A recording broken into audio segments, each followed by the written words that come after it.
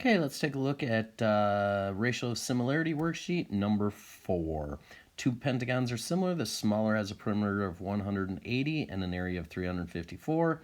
The larger perimeter, or the perimeter of the larger pentagon is 240.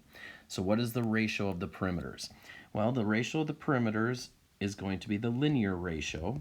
So that will be 180 over 240, and when you reduce that fraction you end up with 3/4. So that's the ratio of the perimeters.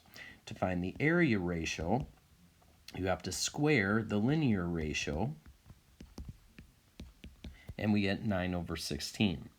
Then we set up a proportion using the area ratio. Since I know the area of the smaller one, that number is going to go on top of my proportion. So that's 354, and I'm trying to find the area of my larger one. Then what we need to do is cross multiply. So I'll get 9x is equal to 5,664 divided by 9, and x equals 629.33.